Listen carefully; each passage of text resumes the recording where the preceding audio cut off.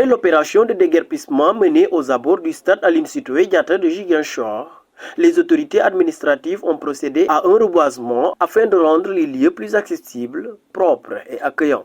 Nous sommes réunis aujourd'hui au niveau de ce site devant le stade Aline Sitoé Diatta de Ziguinchor pour procéder donc à une activité de reboisement en collaboration avec le secteur des eaux et forêts de Ziguinchor, le mouvement Nawetan, mais également le conseil consultatif des jeunes du Sénégal au niveau de Ziguinchor et le service départemental de la jeunesse et des sports de Ziguinchor, mais également l'ensemble des mouvements de jeunesse et des mouvements orientés vers la promotion de l'environnement et du développement de manière globale.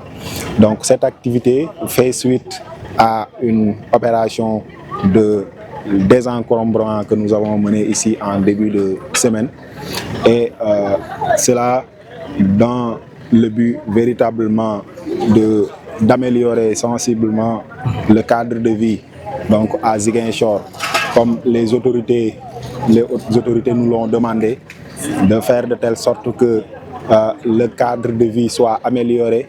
Et ce faisant, nous devons mener des opérations de désencombrement au niveau des zones et axes occupés de manière anarchique, mais également de manière irrégulière. Et à la suite de ces opérations de libération, nous devons aménager les espaces libérés pour éviter leur réoccupation.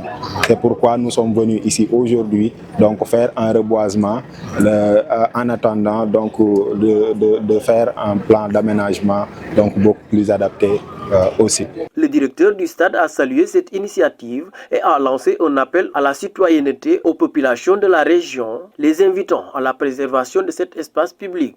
La journée qui nous réunit aujourd'hui est une journée extrêmement importante.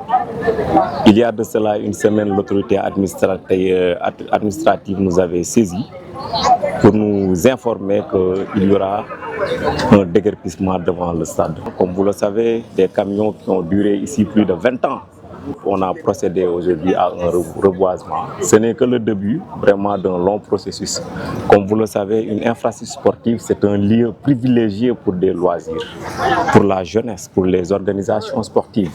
Donc cela ne rime pas avec un cadre de vie plus ou moins inacceptable. C'est pourquoi aujourd'hui, notre défi, effectivement, avec les autorités, c'est de rendre cet espace régional, le stade Aline Sitoé Diatta, attrayant pour que ça soit en tout cas une infrastructure, disons, digne de ce nom, où il serait vraiment loisible aux populations, aux usagers du stade de venir vraiment s'adonner à leur activité de loisirs. L'appel que je lance, cette infrastructure régionale appartient à tous les Casassiens.